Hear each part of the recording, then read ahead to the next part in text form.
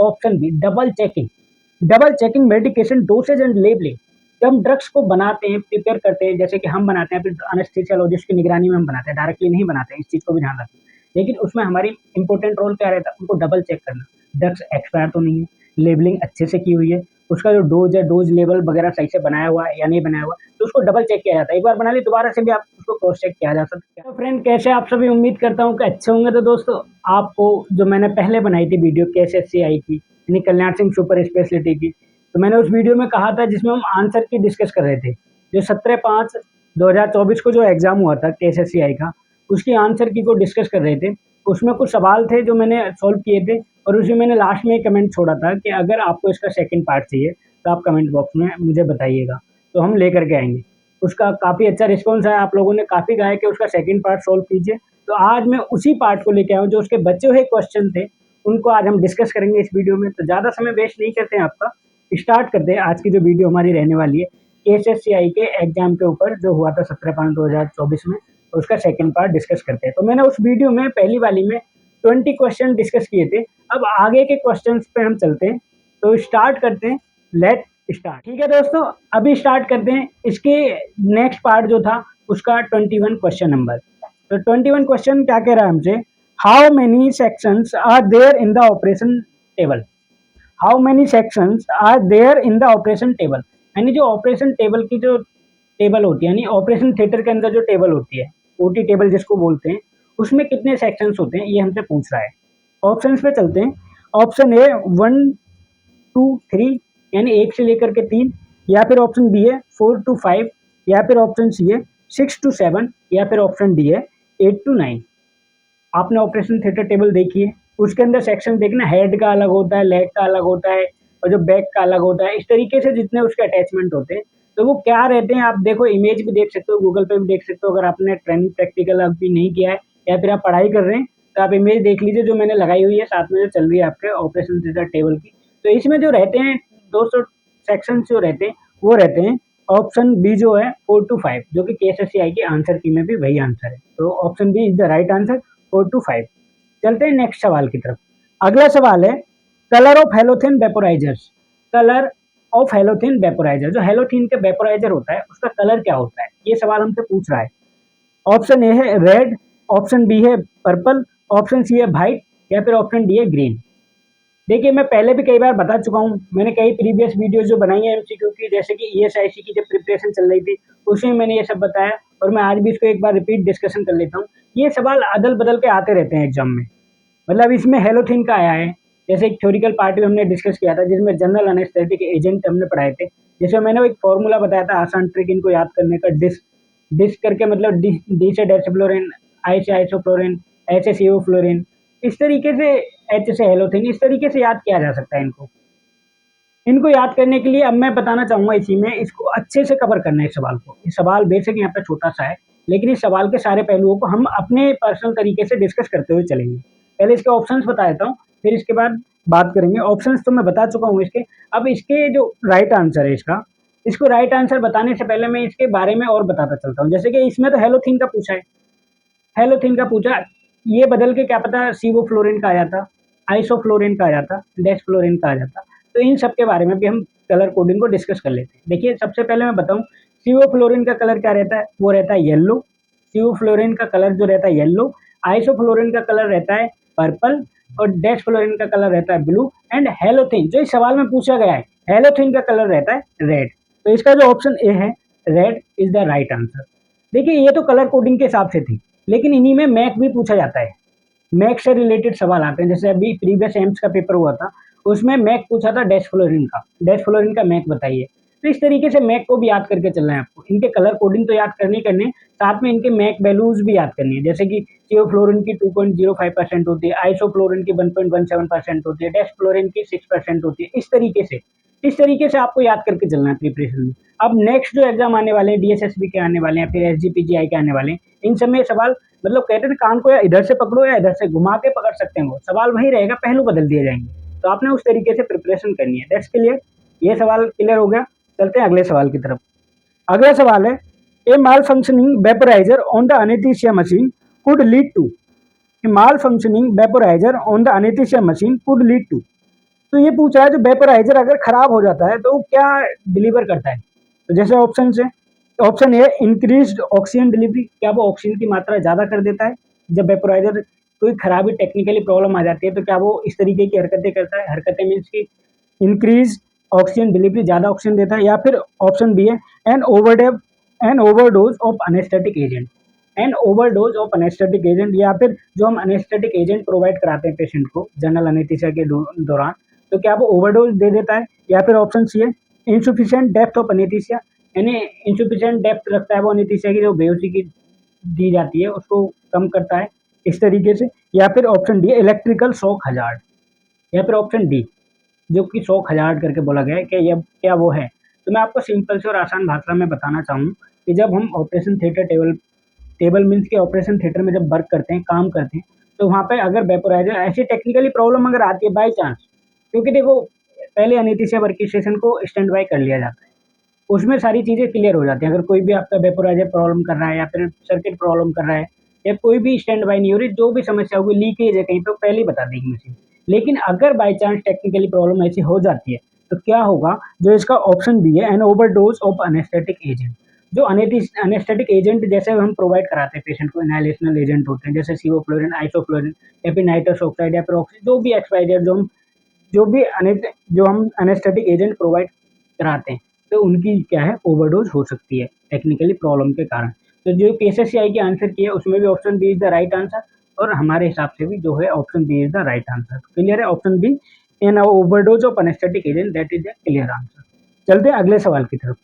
अगला सवाल है endotracheal tube insertion level is, endotracheal tube जब इंसर्ट की जाती है तो उसका लेवल क्या रहता है, ये सवाल हमसे पूछ रहा है।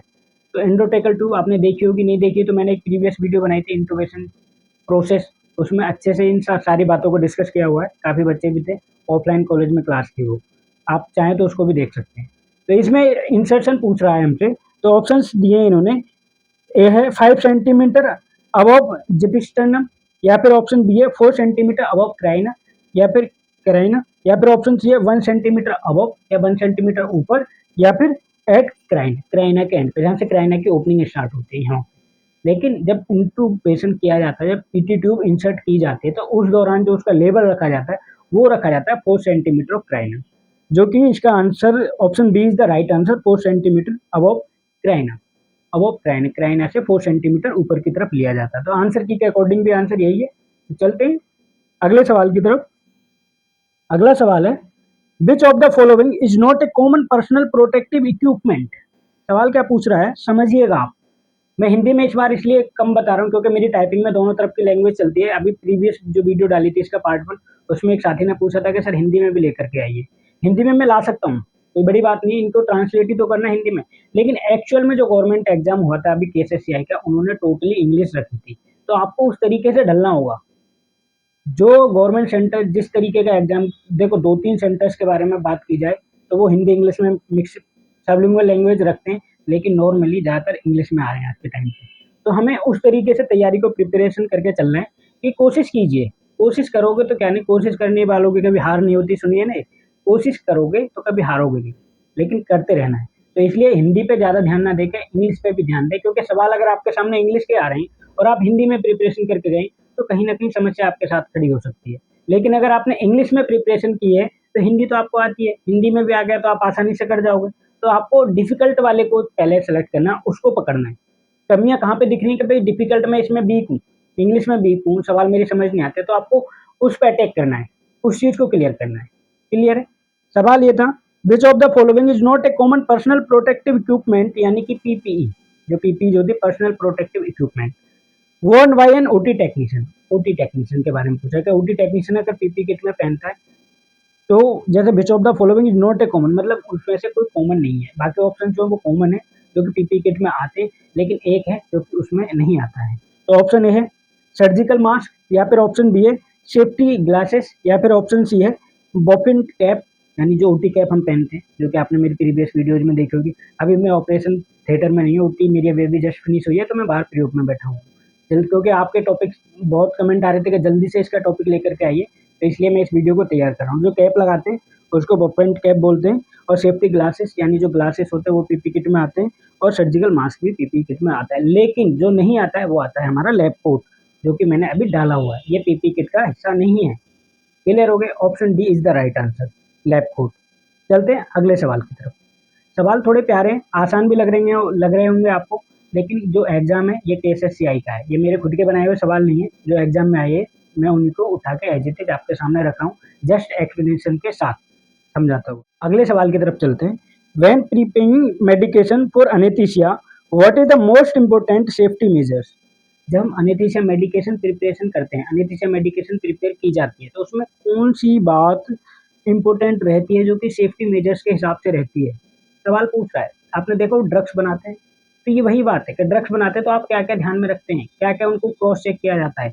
वही सवाल हमसे पूछ रहा है। तो ऑप्शंस पे चलते हैं। ऑप्शन ए है using the largest available syringe size, यानी बड़ी सिरिंजेस, मतलब यूजिंग बड़ी सिरिंजों का इस्तेमाल किया जाएगा। या फिर ऑप्शन बी है double checking medication dosage and labelling. या फिर ऑप्शन सी है explaining the medication to the patient, कि हम जो दवाइयाँ प्रिपेयर करेंगे वो क्या पेशेंट को हम एक्सप्लेन करेंगे कि भाई हम भैया ये दवाई देने जा रहे हैं, या हम ये करने जा रहे हैं, क्या हम ये सब बताएंगे उसको? नहीं बताएंगे।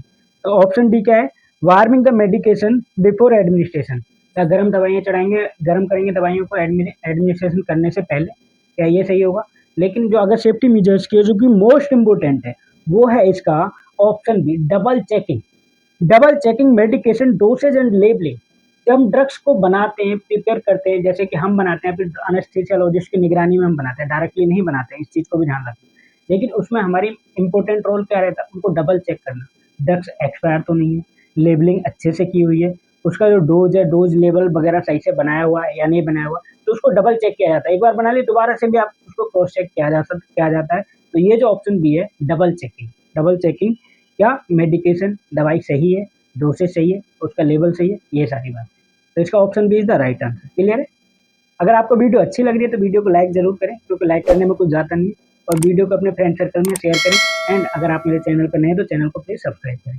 चलते हैं अगले सवाल की तरफ। अगला सवाल है adult size of Foley catheter is. देखो कितने प्यारे प्यारे सवाल उन्होंने बीच में डाल दिए ताकि मन लगा रहे पढ़ाई में, मतलब डिस्टर्ब ना हो। अगर कंफ्यूजन आ रही है, सवाल टफ लग रहा है, तो अगला सवाल एकदम मक्खन मलाई, कि आपको परेशानी ना हो, आपका मन लगा रहा है, सवाल तो बड़े अच्छे आ रहे हैं इस तरीके से। तो अगला सवाल क्या है, adult size of Foley catheter. Foley catheter का जो एडल्ट साइज है वो पूछा गया है। कितना प्यारा सा और आसान सा सवाल है। Option A 8 French, option B है 10 फ्रेंच, ऑप्शन सी है 12 फ्रेंच, या फिर ऑप्शन डी है 16 फ्रेंच। कितने आसान से ऑप्शन थे, अभी आपने आंसर दे भी दिया होगा। अगर आपने आंसर दिया तो कमेंट में जरूर बताना, ठीक है? अब इनके बारे में बात कर लेते हैं। देखो एडल्ट साइज जो होता है, ज्यादा टाइम नहीं लेंगे सवाल पे, एडल्ट साइज जो होता है वो होता है 16 फ्रेंच का। अब ये तो एक नॉर्मल सा सवाल था, अब इसको इधर उधर से पकड़ के देखिए, सवाल के पहलू समझिए।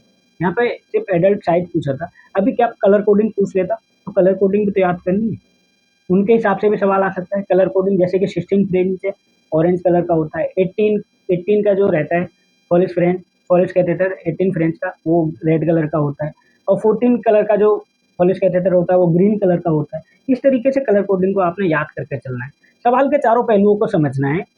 एक सवाल हो सकता है लेकिन सवाल को अदल बदल के भी आपके सामने पेश किया जा सकता है। तो ये क्लियर हो गया, 16 French is the right answer. चलते हैं अगले सवाल की तरफ।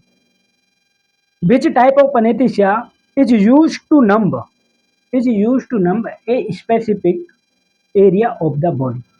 यानी अगर सवाल पूछ रहा है कि अगर एक स्पेसिफिक एरिया को शून्य कर, नंब मीन्स कि शून्य किया जाए, तो वो कौन सी अनेस्थीसिया दी जाएगी, ये सवाल हमसे पूछ रहा है। जैसे कि विच टाइप ऑफ अनेस्थीसिया, कौन से प्रकार की अनेस्थीसिया दी जाएगी अगर किसी पर्टिकुलर पार्ट को, स्पेसिफिक एरिया को शून्य करना है बॉडी के हो।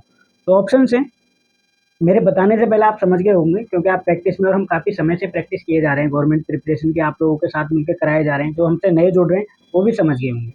तो ऑप्शन ए है जनरल अनेस्थीसिया, या फिर ऑप्शन बी है स्पाइनल अनेस्थीसिया, या फिर ऑप्शन सी है लोकल अनेस्थीसिया, या फिर ऑप्शन डी है बैलेंस अनेस्थीसिया। ज़्यादा इस पर डिस्कस करने की मुझे लगता नहीं कि आवश्यकता है। आपको पता है कि स्पाइनल एनेस्थीसिया क्या होती है, नहीं है तो थोड़ा सा एक सेकंड का डिस्कस कर लेते हैं कि लोअर अम्बलाइकल, यानी अम्बलाइकल से नीचे जो एनेस्थीसिया, यानी जो शून्य किया जाता है पार्ट को, तो वो लोअर अम्बलाइकल, वो हम स्पाइनल एनेस्थीसिया में प्रोसीजर डन करवाते हैं। या फिर जो जनरल एनेस्थीसिया यानी full body of unconsciousness but reversible, वो जनरल एनेस्थीसिया कहलाती है। बैलेंस एनेस्थीसिया आपको पता है कि बैलेंस बना के रखना है। और ऑप्शन सी जो है लोकल एनेस्थीसिया, यानी पर्टिकुलर पार्ट के लिए अगर शून्य करना चाहे, यानी कि अगर यहाँ पे कोई नेल रिमूवल करना है तो वहाँ पे लोकल एनेस्थेटिक ड्रग्स दे करके इसको निकाला जा सकता है। इसके लिए पूरी बॉडी को बेहोश नहीं करने की आवश्यकता है, या फिर पूरी बॉडी यानी लोअर पार्ट को भी शून्य करने की आवश्यकता नहीं है। छोटा सा काम है तो लोकल एनेस्थीसिया दे करके उसको किया जा सकता है। That's clear, local anaesthesia is the right answer. चलते हैं अगले सवाल की तरफ। अगला सवाल है आफ्टर एक्सटूबेशन। आफ्टर एक्सटूबेशन मतलब कि एक्सटूबेशन के बाद the patient accept sign the allergic reaction. Patient क्या करता है, जब ट्यूब निकाल दिया, एक्सटूबेशन कर दिया, तो उसको साइन मतलब उसके साइन है कि उसको एलर्जिक रिएक्शन हो रहा है। Such as rashes and difficulty breathing, सांस लेने में भी समस्या आ रही है, डिफिकल्टी ब्रीथिंग भी हो रही है उसको। Such as difficulty breathing, what should the circulating nurse do immediately. सवाल बदल के यहाँ पे ओटी टेक्नीशियन का नाम ना करके कि what should the circulating nurse do immediately, यानी अगर ऐसे डिफिकल्टी मतलब रेसिस आ रहे हैं, उसको एलर्जिक हुई है, रेसिस आ रहे हैं और सांस लेने में उसको प्रॉब्लम हो रही है, तो उसके इमीडिएटली नर्स जो है वो क्या काम करेगी, क्या काम उनको करना चाहिए उस समय जब पेशेंट को एलर्जिक रिएक्शन देखने को आ गए हैं, उसको रेसिस हैं, उसको सांस लेने में समस्या हो रही है, तो वहाँ पे जो नर्सिंग सर्कुलेटिंग जो नर्सिंग है उनका रिस्पॉन्सिबिलिटी क्या रहेगी इमीडिएटली। तो ऑप्शन हैं एडमिनिस्टर एंटीहिस्टामिन्स, यानी एंटी एलर्जिक टाइप की दवाई दी जाएंगी क्या उसको, या फिर call for emergency medical assistance, या फिर ऑप्शन सी है document the allergic reaction. Document करना है कि जो उसको रिएक्शन हो रहा है एलर्जी को क्या है, उसको लिखना है कि किस वजह से हुआ, क्या कारण था, ये सारे डॉक्यूमेंट कंप्लीट करने। या फिर ऑप्शन डी है इन्फॉर्म द सर्जन, या फिर सर्जन को इन्फॉर्म करना है।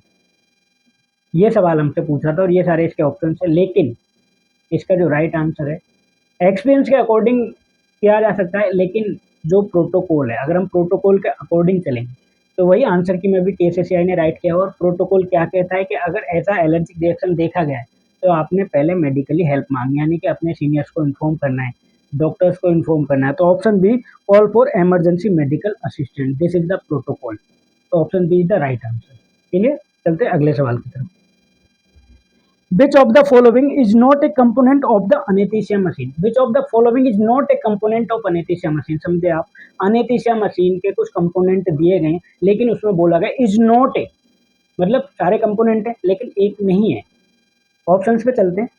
ऑप्शन ए है वेपोराइजर, ऑप्शन बी है एंडोस्कोप, या फिर ऑप्शन सी है ऑक्सीजन सप्लाई, या फिर ऑप्शन डी है ब्रीथिंग सर्किट। समझ गए आप, ऑप्शन इसने प्यारे से हैं, लाजवाब है, आपने आंसर समझ भी लिया होगा, टिक भी कर दिया होगा। तो इसका वही है, क्योंकि देखो वेपोराइजर मशीन के साथ कनेक्ट होते हैं हमारी के साथ, और ऑक्सीजन सप्लाई जो ऑक्सीजन डिलीवरी मतलब सेंटर सप्लाई भी होती है, सिलेंडर्स द्वारा भी की जाती है, जो कि हम अनेस्थीसिया वर्क स्टेशन में पीछे सिलेंडर होते हैं जब डबल ए साइज के, उनको भी लगाया जाता है, तो वो ऑक्सीजन सप्लाई भी चाहिए होती है मशीन में, और ब्रीथिंग सर्किट भी अटैच किया जाता है। लेकिन जो नहीं होता है अनेस्थीसिया मशीन में वो होता है दोस्तों एंडोस्कोप।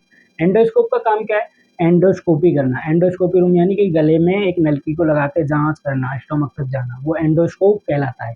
और उसका इस्तेमाल कहाँ पे किया जाता है, वो किया जाता है एंडोस्कोपी में।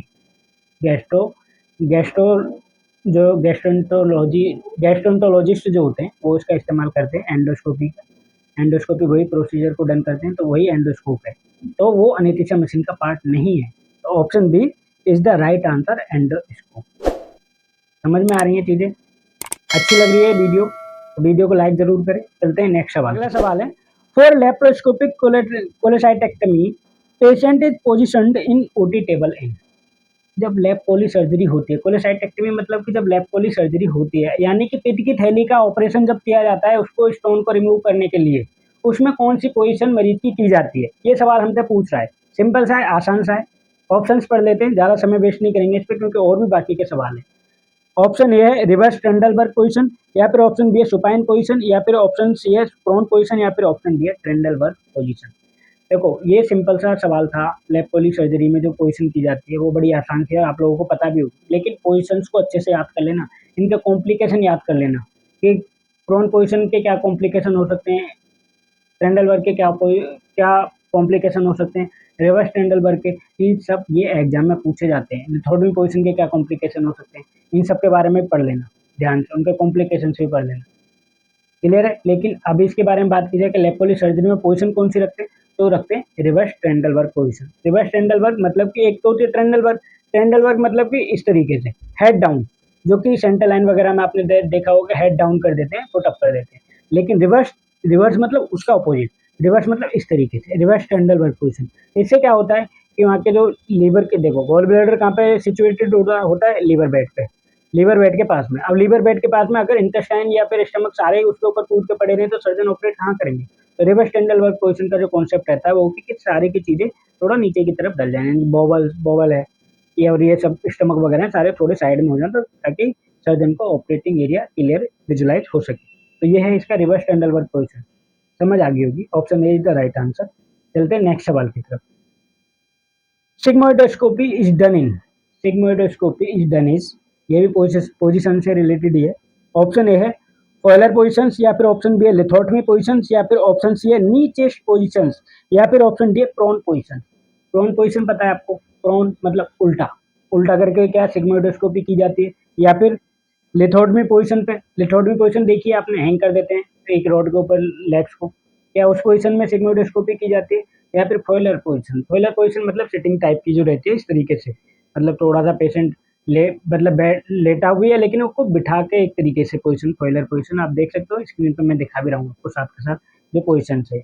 लेकिन डन किस पे की जाती है सिग्मोइडोस्कोपी? वो की जाती है नी चेस्ट पोजीशन पे। नी चेस्ट मतलब घुटनों को चेस्ट की तरफ लेके आके मुड़वा के इस तरीके से जब लिटा के, मतलब घुटनों को कहते हैं, घुटनों को मोड़ के अपनी छाती की तरफ लेकर के आइए, पूरे ऐसे करके सिकुड़ जाइए, तो वो नी चेस्ट पोजीशन होती है। तो सिग्मोइडोस्कोपी जो होती है वो इस वाली पोजीशन पे डन की जाती है। तो option C knee chest position is the right answer.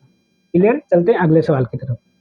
Select the arterial blood gas that not with normal parameters and it is also a significant change for the patient in vitals। अभी क्या पूछा हमसे? आर्टियल blood gas. आर्टियल blood gas मतलब कि ABG. ABG में जो values होती हैं, जो वैल्यू दी जाती है, एबीजी आपने देखा होगा, एबीजी जब उसमें वैल्यू जो होती है उसमें इसने सारी वैल्यूज दी हुई है। सिग्निफिकेंट चेंज है एक में, significant change for the patients vitals. तो इन जो वैल्यू हैं इनमें से कौन सी गलत हो रही उसके बारे में सवाल हमसे पूछ रहा है। तो ऑप्शन ए है आर्टियल ब्लड पीएच 7.39 जो कि नॉर्मल वैल्यू में ही आता है एक तरीके से। या फिर ऑप्शन बी है PaO2 65 mmHg। PaO2 मतलब partial and arterial oxygen pressure. Option C है PaCO2 जो कि क्या रेंज है 40 mmHg। या फिर ऑप्शन डी है SaO2 यानी सैचुरेशन है 96%।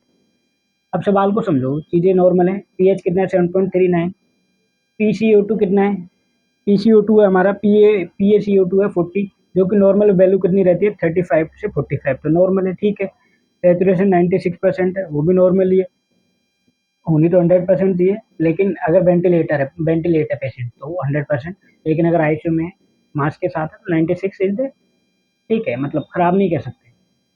लेकिन जो खराब है वो है PaO2 यानी पार्शियल ऑक्सीजन का जो प्रेशर है वो है 65 mmHg जो कि कम है, जो कि कम है। और नॉर्मल वैल्यू कितनी रहती है इसकी 75 to 100 mmHg, ये नॉर्मल वैल्यू रहती है, लेकिन 65 कम है। तो अब क्या है जो कि सिग्निफिकेंट चेंज है वो है PaO2 यानी option B is the right answer.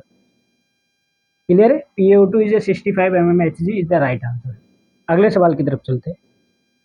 प्रोटेमाइन sulphate is antidote of, protamine जो होता है वो किसका एंटीडोट है, ये सवाल हमसे पूछ रहा है। ऑप्शन ए है इंसुलिन, या फिर ऑप्शन बी है हेपारिन, या फिर ऑप्शन सी है सेफोजेलिन, या फिर ऑप्शन डी है एस्पिरिन। देखो प्रोटेमाइन जो है, प्रोटेमाइन सल्फेट जब आप वर्किंग करोगे तो आप वर्किंग नहीं, आपने पढ़ा भी होगा, पढ़ भी लेना क्योंकि थोरिकली पार्ट है। अगर थोरिकल आपकी अच्छी है तो आपको ये सवाल बड़े आसान से लगे होंगे। तो इसमें क्या है, जो अगर एंटीडोट की बात की जाए, प्रोटेमाइन सल्फेट किसका एंटीडोट है, वो है दोस्तों heparin.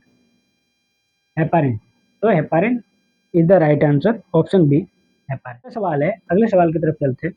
Which of the following is not a retractor use during surgery, मतलब कि इसमें रिट्रैक्टर दिए गए हैं लेकिन एक क्या है वो नहीं है, is not a retractor use during surgery, तो उसका रिट्रैक्टर के तौर पर उसका इस्तेमाल नहीं किया जाता है, तो वही देखना है वो क्या है। तो ऑप्शन ए की बात करें डीवर रिट्रैक्टर, डिवर्स, या फिर ऑप्शन बी है लैंगनबैक, या फिर ऑप्शन सी है मॉरिस, या फिर ऑप्शन डी है DHS।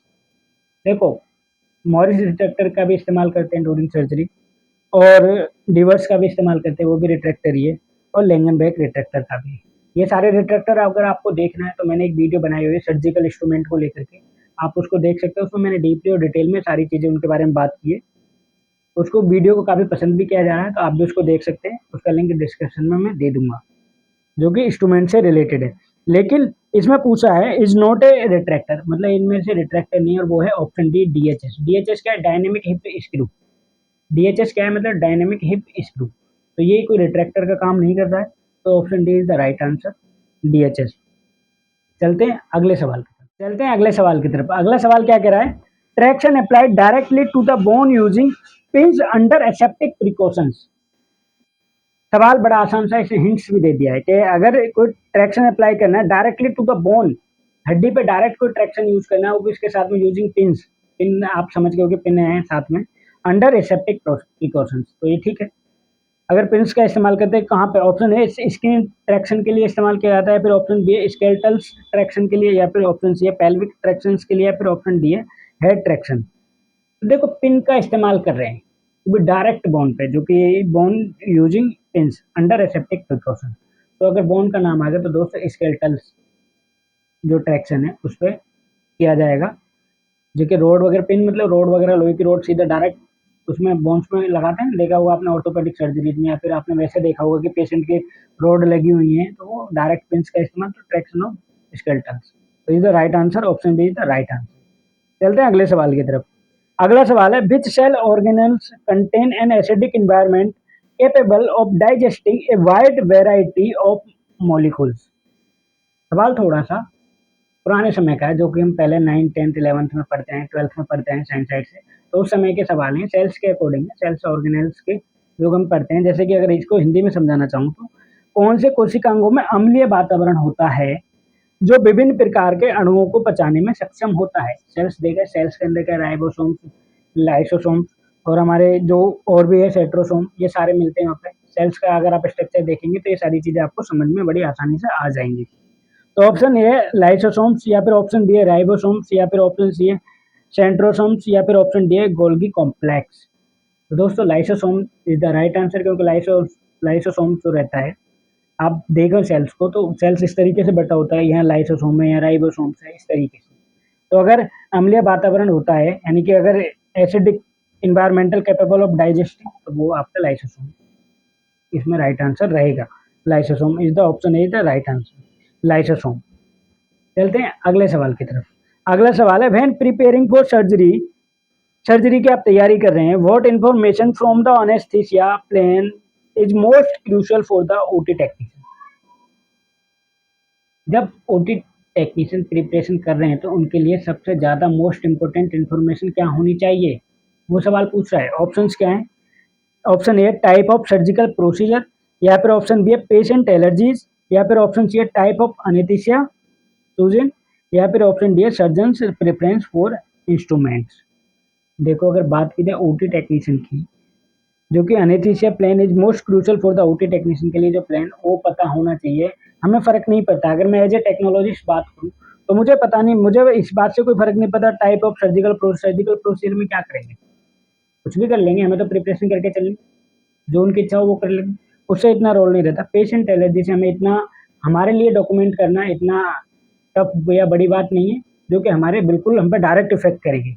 लेकिन जो इफेक्ट हम पे डायरेक्ट करेगी वो है टाइप ऑफ अनेस्थीसिया सूजन, यानी कि जो अनेस्थीसिया है उसका टाइप्स क्या रखा जाएगा उस सर्जरी के लिए। आप जनरल अनेस्थीसिया की प्रिपरेशन करेंगे जब आपको इन्फॉर्मेशन मिल जाएगी, या फिर स्पाइनल अनेस्थीसिया की, तो वो मोस्ट इंपॉर्टेंट है।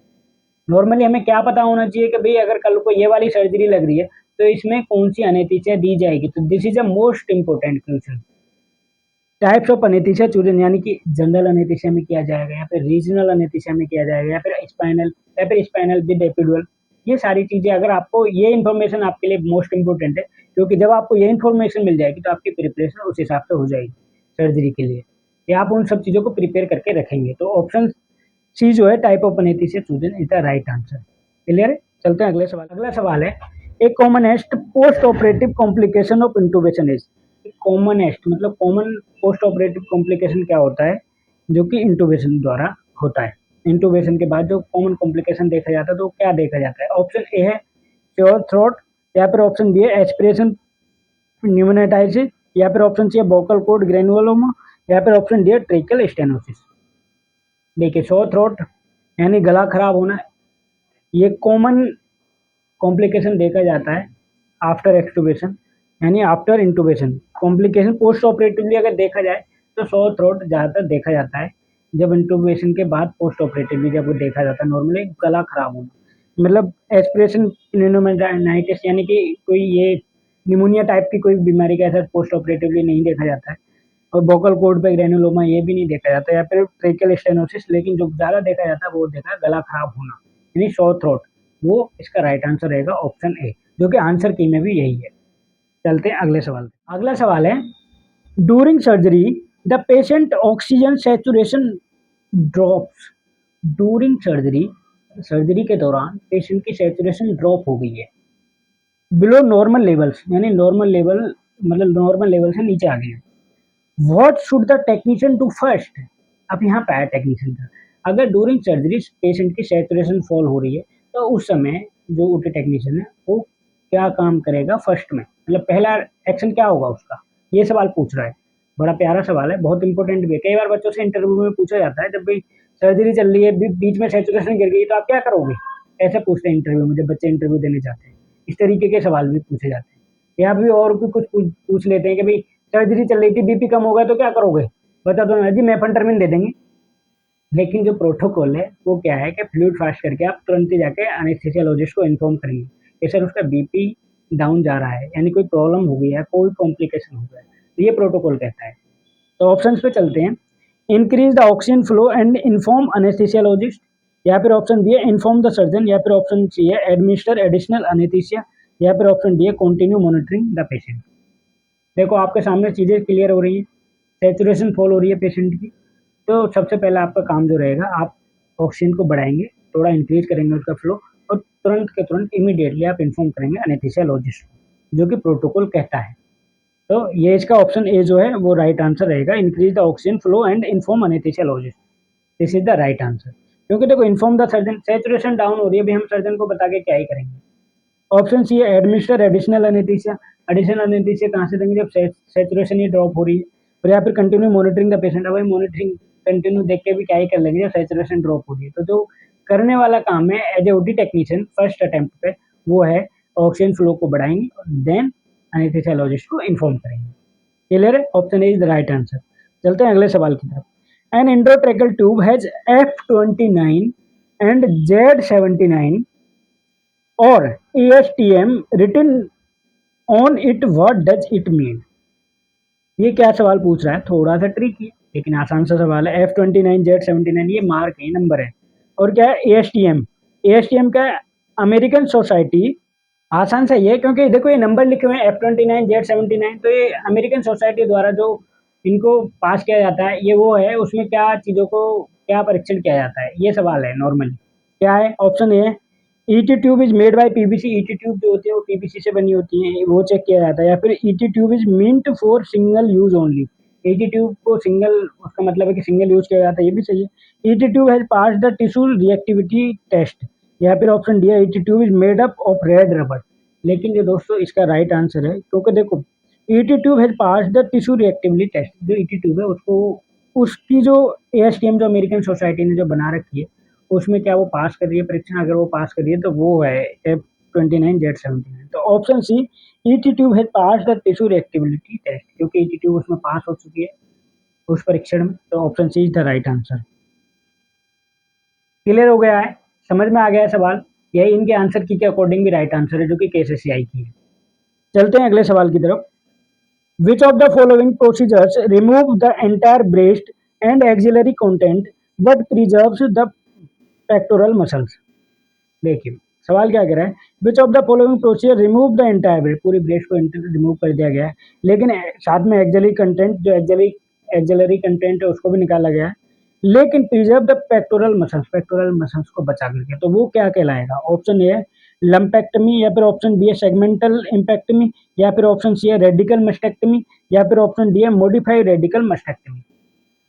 तो देखिए इसमें क्या है, सवाल को समझना, एक्सिलरी पूरा निकाला गया लेकिन पेक्टोरल मसल्स को छोड़ा गया, तो वो आपका जो रहती है सर्जरी वो क्या कहलाती है, वो कहलाती है आपकी जो ऑप्शन डी में दी गई है modified radical mastectomy is the right answer, option D is the right answer. Lumpectomy क्या है, मतलब कि लंप निकाला गया है, कोई छोटा सा लंप निकाल दिया गया है, या फिर ये सेगमेंटल लंपेक्टमी, सेगमेंट लंप को सेगमेंट इस तरीके से। लेकिन जो इसका राइट आंसर है, जो सवाल कह रहा है वो है वो modified radical mastectomy is the right answer. तो आंसर की में भी यही है। चलते हैं अगले सवाल की तरफ। A small artery forcep used to hold small bleeder is called. एक स्मॉल आर्टरी फोर्सेप है, स्मॉल आर्टरी फोर्सेप है, वो यूज कर रहे हैं होल्ड द स्मॉल ब्लीडर को होल्ड कर रहे हैं। A small artery forcep used to hold small bleeder is called, तो उसको क्या बोलेंगे? Option A Babcock tissue forcep, या फिर ऑप्शन बी है नॉन टूथ डाइसेक्शन फोर्सेप, या फिर ऑप्शन सी है मॉस्किटो फोर्सेप, या फिर ऑप्शन डी है एलिस टिश्यू फोर्सेप, या फिर ऑप्शन डी है एलिस टिश्यू फोर्सेप। कंफ्यूज नहीं होना है, क्योंकि इन्होंने आसान सी बात शुरू में सवाल में ही कह दी है कि आर्टरी, ये स्मॉल आर्टरी फोर्सेप। तो स्मॉल आर्टरी फोर्सेप को क्या बोलते हैं दोस्तों? दूसरी भाषा में मॉस्किटो आर्टरी भी बोला जाता है। तो ऑप्शन सी जो है mosquito forceps is the right answer. Mosquito forceps is the right answer. Clear है? चलते हैं अगले सवाल की तरफ। Which of the following is not the method of dry heat sterilization? Which of the following is not the method of dry heat sterilization? क्या है कि ये ड्राई हीट स्टेलाइजेशन का पूछ रहा है, लेकिन इसमें से कोई एक मेथड नहीं है। तो क्या है? मतलब ऑप्शन ए फ्लेमिंग है, ऑप्शन बी है हॉट एयर ओवन है, या फिर ऑप्शन सी है इंसिनरेशन है, या फिर ऑप्शन डी पेस्चराइजेशन है। तो अगर हॉट एयर क्या पूछ रहा है, हीट ड्राई हीट का पूछ रहा है, ड्राई हीट स्टेलाइजेशन का, तो उसमें फ्लेमिंग भी है, हॉट एयर ओवन भी है, इंसिनरेशन भी है, लेकिन क्या नहीं है? वो है दोस्तों पास्चुराइजेशन। ये pasteurisation, option D is the right answer, pasteurisation ये है। क्लियर है? Option D is the right answer, pasteurisation. अब चलते हैं अगले सवाल की तरफ। While preparing the patient for surgery, the OT assistant discovered a medication allergy that was not documented. What action should the assistant take? Patient को prepare किया जा रहा है सर्जरी के लिए, उसी समय ओटी टेक्नीशियन ने क्या देखा है कि किसी दवाई से उसको एलर्जी हो गई है और उसका कोई डॉक्यूमेंट भी नहीं है, तो उस समय ओटी टेक्नीशियन क्या करेगा? ये सवाल पूछ रहा है। What action should the assistant take, क्या एक्शन लेगा उस समय? एलर्जिक रिएक्शन आपने देख लिया है, कोई डॉक्यूमेंट नहीं है उसका, किस दवाई से एलर्जिक रिएक्शन था, लेकिन आपको पता लग चुकी है। डॉक्यूमेंटेड नहीं है लेकिन आपको पता लग चुकी है एज ओटी टेक्नीशियन, तो आपका फर्स्ट एक्शन क्या होगा? ये सवाल पूछ रहा है। तो option A proceed with the surgery as plan, proceed करा सकते हो सर्जरी प्लान के साथ कि ठीक है जी सर्जरी चल रही है, हमें क्या करना है, ठीक है देख लिया जाएगा, ऐसा कर सकते हैं क्या? या फिर ऑप्शन बी है inform the surgeon and anaesthesiologist, that is the right thing. उस समय अगर आपने देख लिया है और डॉक्यूमेंट नहीं है, तब सबसे पहला इंपॉर्टेंट रोल आपका रहता है कि आप इन्फॉर्म करेंगे सर्जन को एंड अनेस्थेसियोलॉजिस्ट को कि सर इस दवाई से इसको एलर्जी हो गई थी, अभी क्या करना है, आप आगे का रास्ता बताइए, आप क्या करेंगे? वो खुद ही डायरेक्शन उसमें सही दिशा में कर देंगे। तो ये जो है ऑप्शन बी, ये इसका राइट आंसर रहेगा। लेकिन राइट आंसर बताने से पहले इसके बाकी के ऑप्शन तो बता दूं। ऑप्शन सी है document the allergic in the patient record, उसका डॉक्यूमेंट कर लेंगे जो कि एलर्जिक रिपोर्ट देखा है, या फिर एडमिनिस्टर द मेडिकेशन कॉन्टिन्यूसली, या फिर दवाई कॉन्टिन्यूसली दे देंगे। लेकिन सबसे पहली थिंग जो आनी चाहिए वो ऑप्शन बी वाली है, इन्फॉर्म द सर्जन एंड अनेस्थेसियोलॉजिस्ट। वही आपने करना है, सबसे पहले इन्फॉर्म करना है। तो option B is the right answer. तो दोस्तों ये था इसका पार्ट 2। इसमें से कुछ सवाल और बच गए, उनको भी लूंगा मैं, मतलब कुछ क्या मीन्स कि 10-15 सवाल और बचे हुए हैं इसके।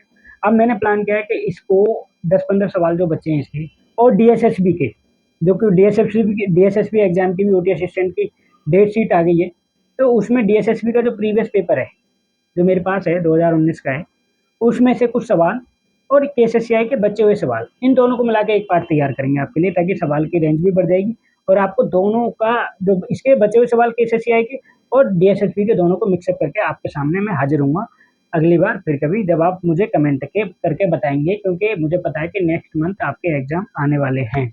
तो आप कमेंट जरूर कीजिएगा अगर आपको वीडियो अच्छी लगी है, और आप अपनी राय भी जरूर बताइएगा कि वीडियो में अगर कुछ कमी है तो हम उसको और बेहतर बनाया जा सकता है। तो ठीक है दोस्तों, ये थी एक हमारी केसीसीआई की आंसर की के ऊपर वीडियो। अगर आपको वीडियो मेरी अच्छी लगी तो वीडियो को प्लीज़ लाइक करें एंड ज़्यादा से ज़्यादा शेयर करें, जो हमारे ओटी टेक्नोलॉजिस्ट हैं। या फिर देखो सिंपल सी बात है, जो पढ़ने वाला छात्र है उसके लिए बहुत ज़रूरी है, तो आप उसके साथ शेयर कर सकते हैं इसको। एंड अगर आप मेरे चैनल पर नए हैं तो प्लीज़ चैनल को सब्सक्राइब करें। And thank you so much for watching this video.